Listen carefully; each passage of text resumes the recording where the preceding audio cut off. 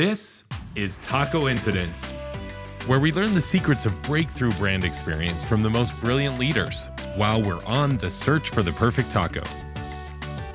Taco stop number 7, brand experience pick-me-up. I met up with Josh Searle at Mexicali Tacos Co in Los Angeles. He started a custom soda shop entirely inspired by the idea that every one of us needs a pick-me-up. I wanted to learn why he believes in the power of brand experience, what he does to create it, and how it's helped him thrive. All over tacos. It really doesn't get much better than this. Yeah, when I first moved here, I'm like, I gotta find great tacos. Is this the chain, by the way? No, this is the only one. The only owner. So do you they know started. Anything, do you know anything about the owners? Yeah. Esdras is a great friend. Ever since I started coming here, and I when I first moved here, I started doing taco tours. Like 5 years ago. Yeah. So besides this taco, what else is worth it on the menu? Or is this something you've tried? The other thing that I normally get, if it's like I'm hungry, I'll get the vampiro al pastor, and then I'll get the cachetada, which is the slap in the face. Do they have English words for this? Because like I'm gonna come back and be like, I have no idea that's what where I they have ordered. pictures. Oh no, they pulled the picture, but okay, makes sense. The cachetada is the tostada with like I either get it with carne asada or grilled chicken. Mm-hmm. Delicious. They call it cachetada is a slap in the face. So it's called slap in the face. Yeah. So if I walk up there and say I want a slap in the face, she's like, okay, I gotcha. Well, maybe. I mean, or would they like slap me in the face? Interesting. I mean, it's so great to be here. Mm-hmm. And first of all, introduce you to some amazing tacos that are just down the street from where you're living. And so you can obviously come back as much as you want. But I'm really excited to hear about you and what it is that you do with like your journey with Pick Me Up. And it's been several years now. It's been 2 years. So this is like a newer entrepreneurial journey for you. Well, yeah. So basically, what's the background? So my entire background with my career was construction management, the economy tanked. Went back, got my CPA license. Did that for a few years. Went through a merger, and during that merger process, my job got eliminated. So it was interesting because within the hour of like that notice, like, hey, your jobs are being terminated. I decided, do I go look for another job, or am I going to do the entrepreneur route? Within the hour, I was like, entrepreneur. And how it all came about was, so I had my business, one of my coworkers, Peter, one of my buddies there, he does branding, and so I approached him and said, hey, can I hire you to figure out my branding for the soda shop? It's going to be called Pick Me Up. So brought him in, so we both opened up Pick Me Up together, and we wanted to make sure it wasn't just an experience where someone orders a soda, orders a cookie, and leaves. Because, I mean, frankly, anybody can sell a soda. The barrier to entry is super easy. We want to make sure when people came, they were literally having a pick-me-up experience. And so I remember during, I got a dry eraser board, and I wrote out like everything what that looks like. So from where the customer pulls up. The whole journey. Well, the whole thing. Okay. From order, pick up, leave, and then even for like, how do I motivate my employees? Like, what's going through their process? How long are they working there to pick me up? How does the experience of pick me up, transform to their next career? Because I mean, honestly, we're hiring like high school kids, college kids. They're not going to be, working a soda shop for like the next 15 years. Want to make sure that they're training for their next step. So just all that was being incorporated to how we, set up Pick Me Up and the customer experience. It was Tuesday morning when we got, when all 150 of us got terminated through the merger. And so, we all go home, we took the day off, and, we're all texting each other. And someone had said, hey, we're all going to go down and get drinks or whatever, and get some food. Yeah. And I was like, yeah, I could use a pick-me-up right now. That's where that term came from. It was interesting because, as Peter and I were working on the branding, we had some other names pop up for the soda shop. Maybe not pick-me-up, maybe some other names. And I ran them by some of these, some women who were definitely going to be our demographic choice. And they're like, absolutely not. Like, it has to be pick-me-up. They're saying, like, I don't want to say to my friends or my girlfriends, I'm going to this place. Like, I want to say I'm going to get a pick-me-up. Why do you care about creating something that is literally a pick-me-up for people, as opposed to just a great soda shop. Well, so, I think a lot of, for me, it's just my own personal experiences, having not necessarily like a difficult life, but, having like going through my mother's suicide and other things where you realize like life's hard, but we're interacting with people every day. And how do we interact with people where, we're adding value to the world? And so as I was, thinking about like coming to Pick Me Up or, the branding for it, realizing that it cannot be transactional. And each individual person has the ability to lift people's spirits, add value, in that interaction. And so the hard part for us has been even like as I have taken my own experiences and putting it into Pick Me Up is like getting my employees to catch that vision. Because you can train anyone to like make a soda, you can train them to like different tasks, do the stuff. Yeah, but it's a completely different animal when you're trying to help them develop their empathy skills. Because I tell my employees like they're not allowed to say, "Hey, welcome to Pick Me Up. Can I take your order?" I'm like, that's one of the worst things you could say to someone. Like when our customers pull up, hopefully they've come enough where we know their first name, but we're conversing with them.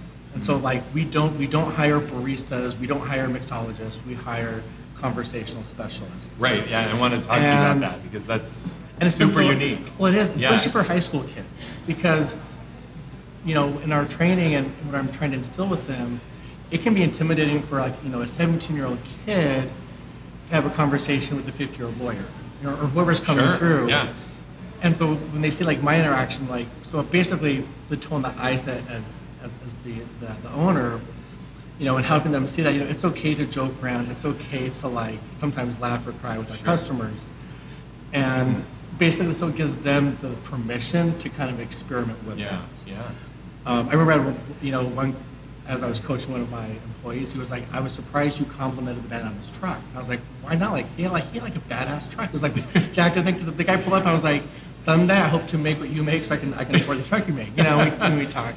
But it's just little things like that, it's rather like than broke being like down this barrier, and you're absolutely. like human. How do you negotiate that? Where, like you said, you want to connect on a meaningful level with your customers, but you also need to be concerned about profitability. So to answer your question about like how do you manage that time system, I guess the first point is most customers, are aware enough to be like, oh, there's like 10 cars behind me, like I can't like have this like 10-minute conversation. Deep conversation. Yeah. So we have a 3-point system where we have someone walking the line, taking the order, and that's our best opportunity to actually chew the fat with the customer. First point is how they're taking their order on the iPad. Second point is when they come around, we give them their cookies, and then the third point is when we actually handle the product. Yeah. And then the final way is when we say goodbye. And what I call power in the pause. Yeah, I want to ask you. Power in the pause is, again, you're serving like so many customers through in an hour, and that last touch point is when we can finally like really like have this like intimate moment, and we've taken the cup, we've cleaned it off, we handed them all out, and then what we train our employees to do is we put our hands on the windowsill to show that we're fully facing the customer. Focused, engaged. Yep. Yeah. And we get their attention, and then we pause.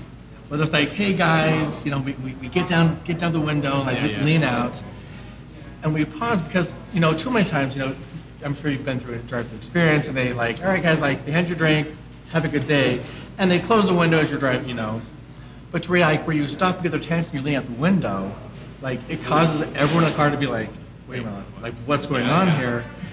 And then we say, again, some type of phrase like, drive like a bat out of hell, hope you have a great day. But again, it's just that final little, usually they say, it catches them off guard, and they remember that. So is it the pause catches them up, or it's the whole package? It's the whole package. It's getting their attention. But that pause, in human interaction, it even works when you give someone a compliment. So for example, you're giving a compliment to one of your coworkers, like, hey, Mike, you did a great job today. But you say, hey, Mike, you did a great job today. So even that like microsecond. The psychology behind it. When you give it the microsecond pause, people, they focus more, and they're going to remember that rather than just like run-on sentence. Yeah. And so it really does make a difference in the car. Say where we stop, put our hands, because we've had like again train our employees to be like, we're not allowed to multitask when we're saying goodbye. There's too many times like they're still talking, trying to, I'm like, no, we have to, when we're saying goodbye, hands, they see your hands, we're fully focused, no multitasking. And yet it adds like maybe 2 seconds to them saying goodbye. But customers remember that. And so like we were able to, create this like solid following of customers who come back every time.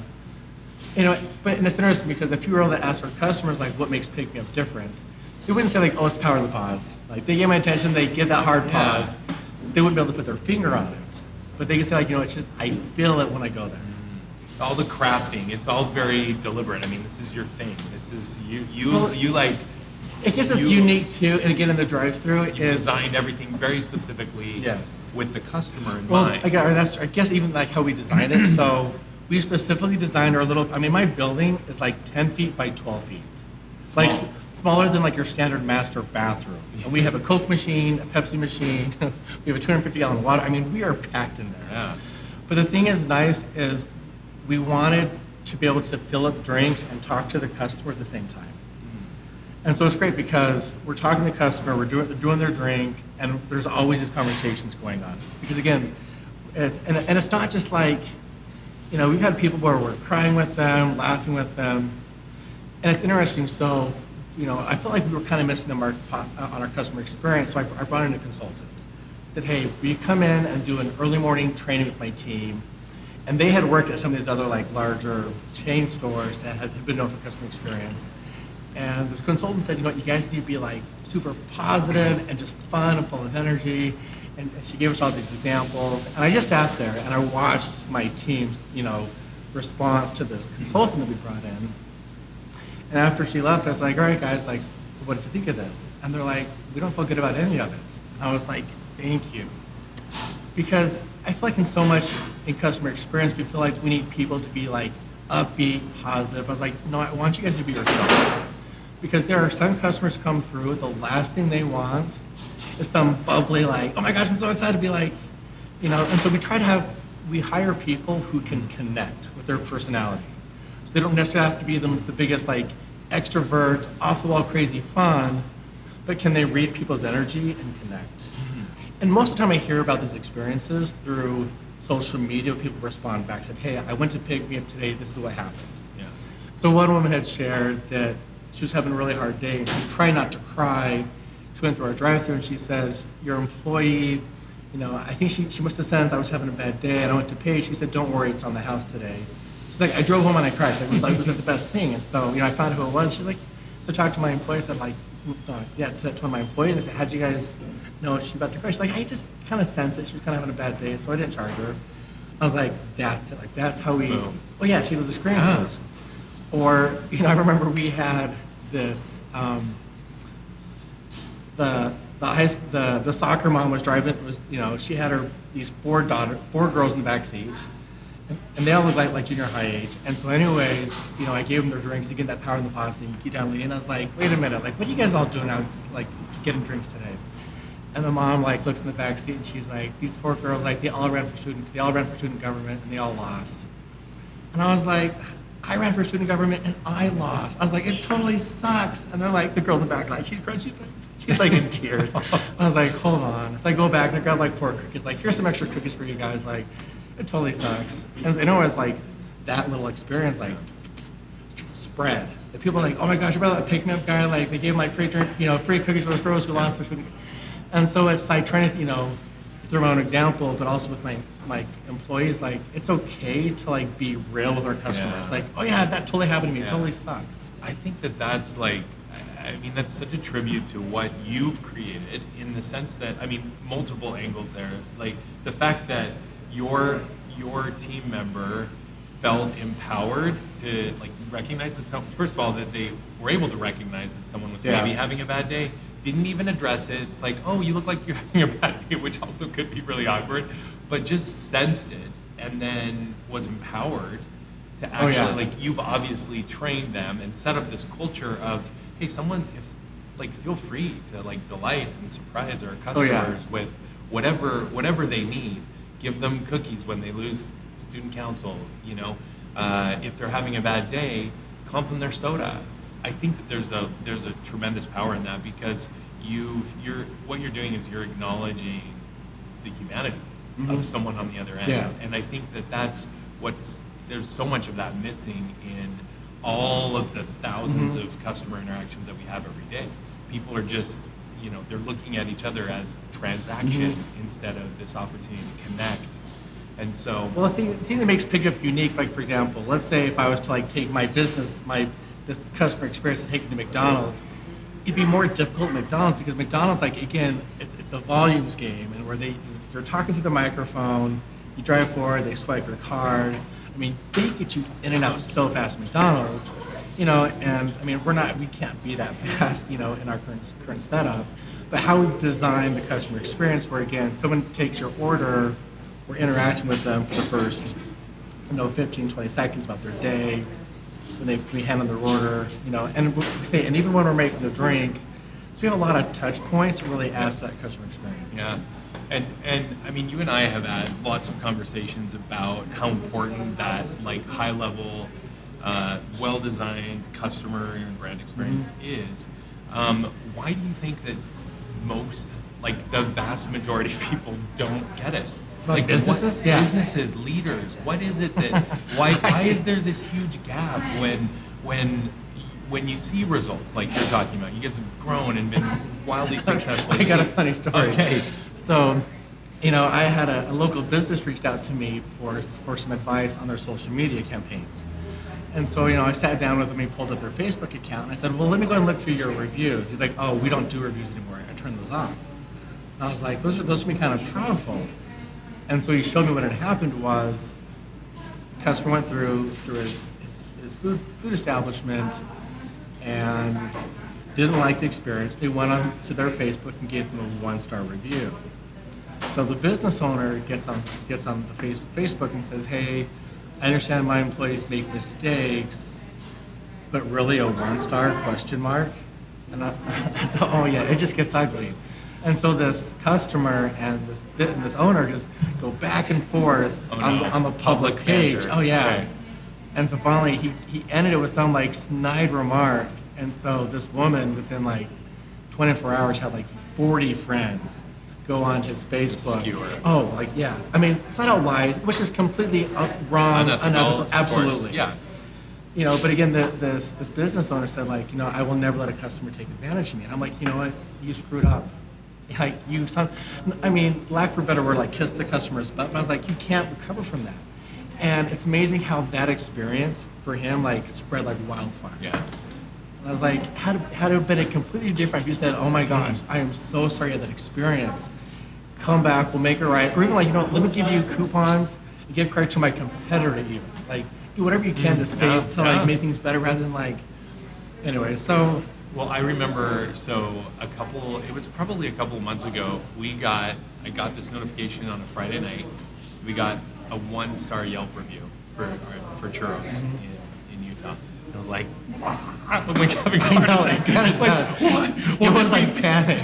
I know, I was like, what? Oh no, what went wrong? Which things go wrong, like you have to acknowledge that's a reality. And so I read it and he says, I had, we went out of our way to go there. It took half an hour for us to get there. Went with the whole family. We've heard so many great things, blah, blah, blah. And we got there and your team member was late and then the oil wasn't heating up properly. And so then we had to wait even extra long and then we got them and they weren't really that good because they were the first batch or whatever. Anyway, so like just terrible. And I'm like, ah! So I responded right there. I'm like, I am so sorry. This is not a normal practice. We're normally there ahead of time. I'm so sorry that you went out of your way.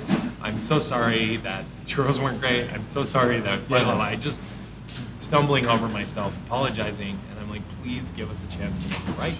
Like, what can I do? I'll take you churros right now. Where are you at home? I'll bring you churros right now. Or whatever. Like, because he expressed that he's like, we just really needed a churro in this moment. Yeah.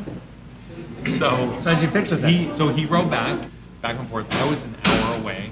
I'm like, I'll bring you churros. They may not be the hottest, most like ideal, optimal churros, but I will make them myself, and they're gonna be great. So just hang in there, and I'll be there. So I took him the churros. Sure enough, went to their home, took him the churros. had the greatest conversation with these guys. He's also an entrepreneur, actually of a soda shop, ironically enough. And he's like, I get it. I don't know. It was just I get it. Things go wrong. Like you have bad moments, and I really appreciate you going the extra mile to come and bring me here.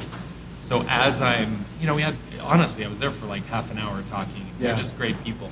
I got in my car, and as I was driving away, I got the notification, and he had taken down his 1-star and posted a 5-star review. Oh, good. Yeah. And now, is that going to happen every time? I've also done that we have a couple of other 1-star reviews where things have gone wrong, and I've responded in similar ways, and it doesn't always. There's not always a happy ending. But your point is well taken. It's just you have to realize that there is another human being on the line, on the other side, that they have opinions, they're welcome to express them, and we just have to empathize and do our best to right the wrong. Like if it was wrong, accept that it was wrong, and do what you can to remedy it. You're also a numbers guy, results driven. How in the world does this translate to business results? I mean, because oftentimes, this is a little bit extra money, it's extra effort. You're training your team, you're setting up expectations. All of this it could feel, from a business leader's perspective, like it's extra stuff. How do you deal with that? It goes back to the common mantra of that it costs more. It costs more to acquire a new customer than to keep a customer, right? Yeah. And so, even though it may take a little bit more time, that's where we make our money. And that's it's not a customer who comes once a year. Yeah. It's our customers who come 3 or 4 times a week, and they come because we know their name, or we have our security cameras, and so our team can see the cars pulling up. They see like, oh, it's so and so. Pull out that drink, and they have it. So when they pull up, like, hey Mark, you have your Diet Mountain Dew, sugar-free coconut, lime right here ready for you, and they're just like, I love it. I know that wow is important to you. The wow factor. Yeah. Keep going. I didn't know this. No, I'm just kidding. I don't know what that was called. I don't know about our past conversations we've had. But go ahead. No, I want, what examples do you have of wow where you guys have gone above and beyond to surprise and delight, and where someone's just been I think wowed? the most times we've been wowed is when we show up to people's homes. We have a box of blank envelopes, not apology letters, not just like they're blank thank you cards. They don't say anything. It's just blank cards. So whenever we have a bad customer experience, what I do is I screenshot it, because usually I hear about it through social media. I screenshot it and I send it to my team, whoever's working, and say, hey, we just got this. I need you to write an apology letter to the customer, throw 2 gift cards in there, and then I make them screenshot or take a picture of the letter to make sure it looks good, it sounds good. And then once that's done, then I mention the employee. The customer back said, hey, we are so sorry. Come back tomorrow, ask for your name, like a card with your name. Yeah. That has been huge. It seems like if you can develop internal culture that values those sorts of things, and then that helps inform all of your decisions, whether when you're hiring, when you're designing physical spaces, when you're designing your job descriptions, your trainings, everything like that. It could really have a tremendous impact on like the type and quality of experience that you're creating for customers. Yeah. Before I get to the last question, I remember when you got laid off from glasses, and I also remember what happened very shortly after that. You had this giant box of candy from Costco. Bags of candy. Yes. And a stack of thank you notes. For the people who are taking my job, basically. This is amazing. Tell me about this. Yeah, so here it was, we were a small company. We were acquired by a behemoth company. So basically, like, my job was now being, splintered up to, different parts of the organization. But these were people who I had worked with for 2 years. And so anyways, I bought 2 two 50-pound boxes. So I mailed 100 pounds of candies and stuff. But basically, anyone who I'd worked with that organization for the past 2 years, I sent them a handwritten thank you card. Said, hey, have this candy or whatever. Yeah, that's what I did. But what's that all about? Like, why did you do that? You were just laid off. They're taking your job. I know. What is this all about? They take my job. Like, what? One thing. So the people who are now taking my job, like my job's now getting dispersed throughout the organization, they were not the powers to be. I mean, they're trying to support their own families and everything else. So like, they're not to blame. But I had worked with them for the past 2 years. So I had a relationship with them, and I did enjoy working with them. And so yeah, like, even though like it was through a merger, my job's getting eliminated, like, I felt like I not owed them, but like I wanted to say, hey, I appreciated the friendships we created working together for 2 years. Yeah, and so I rather than send like a mass email, thanks guys, it's been real, catching the flip side, it was like, no, like, which is standard. Yeah, it was like, hey Janet, thank you for like, I remember I was screwing up this report, I'm sorry, thanks for, just all those things. And so yeah, when I sent that box, I kind of like, word got out like, oh my gosh, that guy like, we canned during that merger, like, wow, like this is awesome. Because again, like, and I know then too that those people who got those thank you cards, those 100 pounds of candy, like they'll remember that. I mean, I think that more than anything else, it talks to your character and the type of person that you want to be, and how much you value human interaction and connection, and really want to make sure that people feel appreciated, that they're a part of your life. What is one thing now that you would recommend to any business owner that may feel like creating this level that you just described of customer experience seems like pretty overwhelming? It's like, oh gosh, this and all these pieces, and I got to do this and change this and train on this and now do this. May seem a little bit much for a lot of people. But they may want and have this desire to make a difference in people's life, to leave a lasting legacy of positivity and goodness. They may want to dial up their customer and brand experience just a bit. Yeah. So what would be the one thing that you would suggest that they do even now, like in the next 24 hours? I think from my perspective, the number one, it starts with me. When I was first opening and like things would go wrong or problems, like anger was my first, like, how did this happen? Like, and I had to go through this process of like, okay, stop. First, like, was the employee properly trained? Were there systems in place? Like, rather than me like, and so many times it was stuff that I had failed to do as the leader, as the manager. Look inward.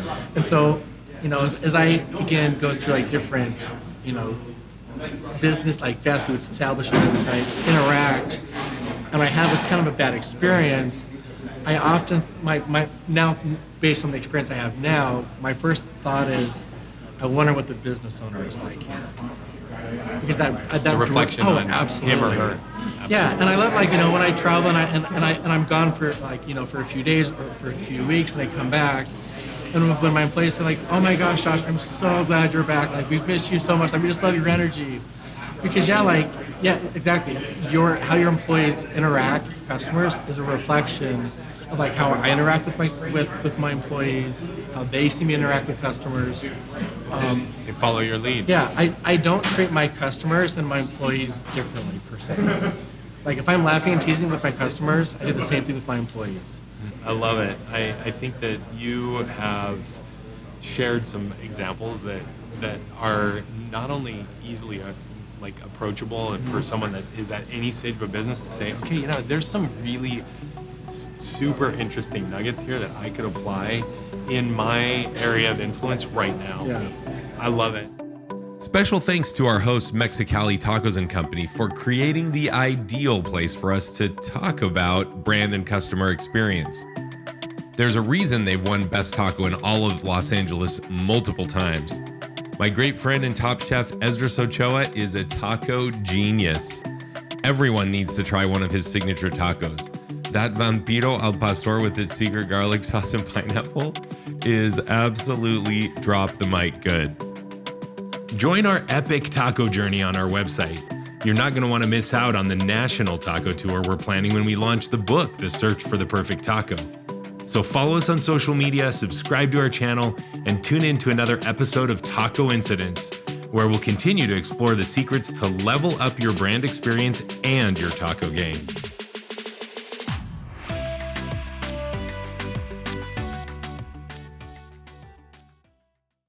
Okay, just throwing this in here. El Pilon. So we got cheese. Pork. Oh, that's pineapple. Yeah. Wait, you got more pineapple than I did. No, I think it's because you just flipped upside down. I know, but I think no, it's you have plenty of okay, pineapple. so there's. Yeah, I don't know. I was winking at her a little bit. And then I so strongly recommend. I know this is really important because this is like one of the best taco places in LA. Now, is this going to be spicy? I don't think no. Okay, I don't think so- it's spicy. so keep You going. can add extra spice if you want, but you've got if you want to put guac on it, I highly recommend that. I would highly recommend liming it significantly. So this taco right here won like best taco in LA for a couple of years.